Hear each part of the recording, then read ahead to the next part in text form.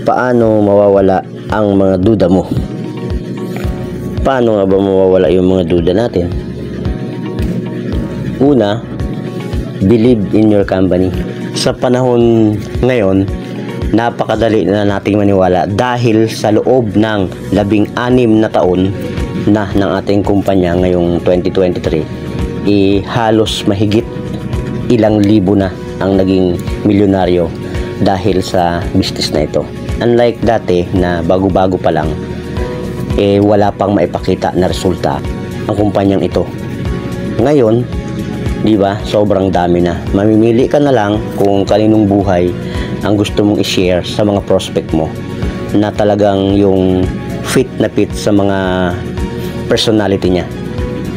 Ang alam nyo ang mga tao kasi na naniniwala sa kasabihan na what you see is what you believe, di ba? Ang kumpanya natin ay kinikilala na sa industriya ng multi-level marketing. Ito ay ang The Barley Authority at #1 producer and distributor of barley products in the Philippines. Tapos, fast-growing customers distributing products in more than 30 plus countries, more than 70 branches nationwide in the Philippines. Merong vision ang ating Santi Barley Company na a global provider of premier wellness product and services. At ang napakaganda yung mission niya dito. Ito yung nakakatuwa dahil talagang para sa lahat, help people live better lives. So meron din tayong mga bagong ngayon, mga pinatayong 4-story building warehouse. Kung alam niyo yung sa Cavite, sa panahon ng pandemic, kung kailan saan yung iba hirap sa pera, pero ang ating kumpanya ay nagpatayo ng isang 4-story building warehouse doon sa Cavite, upang ang mga produkto mula sa New Zealand pa ay madaling mai-transact natin papunta dito sa Pilipinas. Meron tayong mga offices and branches Luzon, Visayas at Mindanao. Meron ding mga office sa New Zealand at meron tayong sariling factory at farm. Di tulad ng iba na umaangkat lang sa ibang kumpanya at nakakasiguro tayo sa ating produkto 100% sa quality from the start to finish, from farming to production hanggang sa distribution.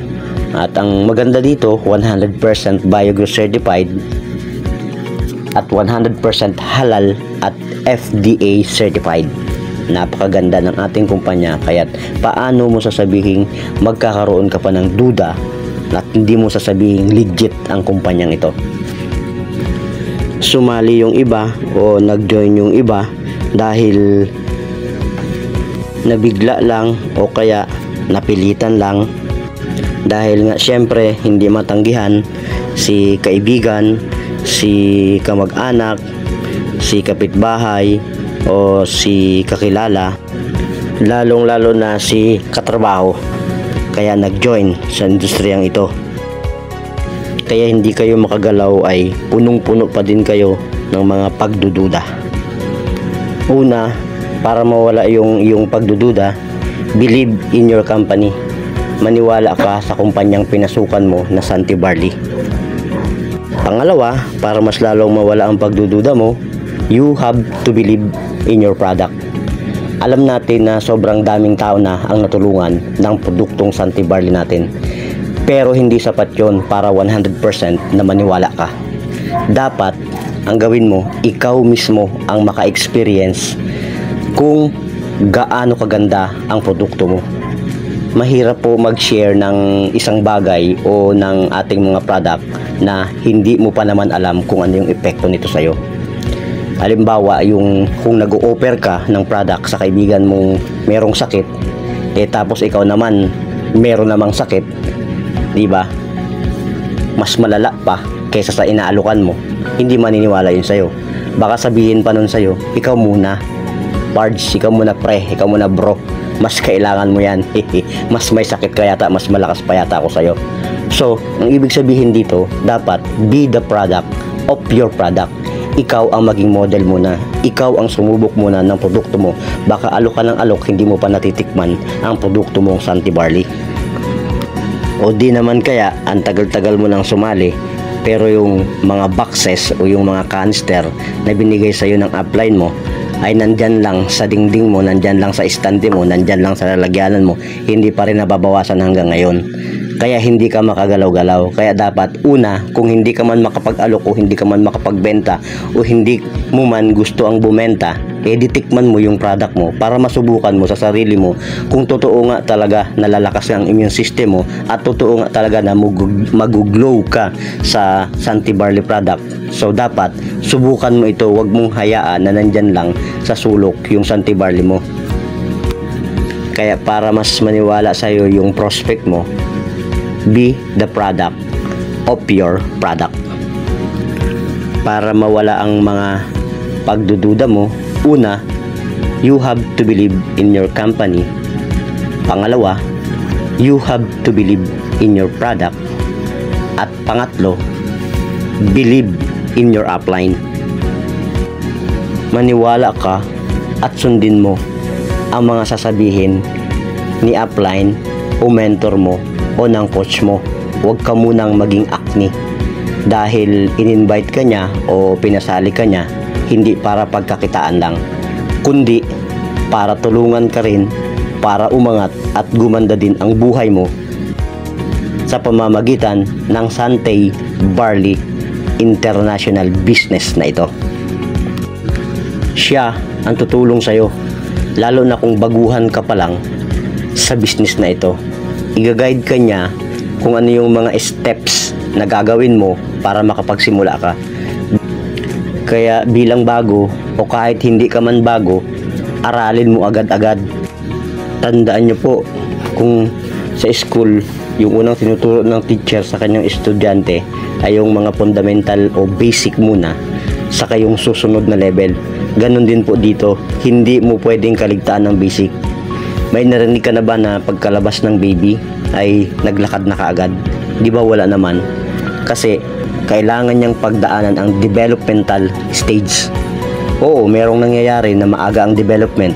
Ganon din dito, kung siseryosohin mo ang mga sasabihin ni upline sa'yo, siguradong mabilis kang matututo. Basta tandaan mo na lang na ang tanging hangarin ng upline o mentor mo ay kumita ka katulad ng kinikita niya o mas higit pa sa kinikita niya. Ito ang tatandaan nyo. Kaming mga upline, handang tumulong sa pag-grow nyo kahit hindi namin kayo kilala. Si upline andyan palagi para i-guide ka sa pinasok mo sa industriyang ito. Pero sa'yo pa din ang pinakamalaking ambag kung gusto mong maging successful sa industriyang ito. Bilang upline, trabaho namin na i-guide kayo. Pero bilang downline, trabaho nyo din ang mag-effort para kumita din kayo right after mong mag-business. Alalahanin nyo lagi yung mga tinuturo sa inyo ni upline. Aralin nyo ang tamang pagninegosyo. Dahil hanggat may taong gustong tulungan at i-guide ka, i-grab mo yan. Dahil hindi naman lahat ng tao handang maglaan ng oras at effort para mas lalo kayong humusay at matuto sa industriyang ito. Ang problema, yung iba, binabaliwala lang nila at hindi iniintindi ang itinuturo ni upline sa kanila. Kahit ni mag-react ng emoji sa mga binabasa nila ay hindi nila makayang gawin. Konting paraan na para matulungan si upline na mag-grow din pero hindi magawang mag-react o ni mag-comment. So bilang upline o bilang downline, dapat alam din natin kung paano suportahan si upline. Bigyan natin ng chance ang sarili natin na makakuha ng madaming learnings from your upline para sa susunod, ikaw naman o kayo naman ang makakakuha ng maraming earnings. Okay mga partners, maraming salamat sa inyong pakikinig. God bless.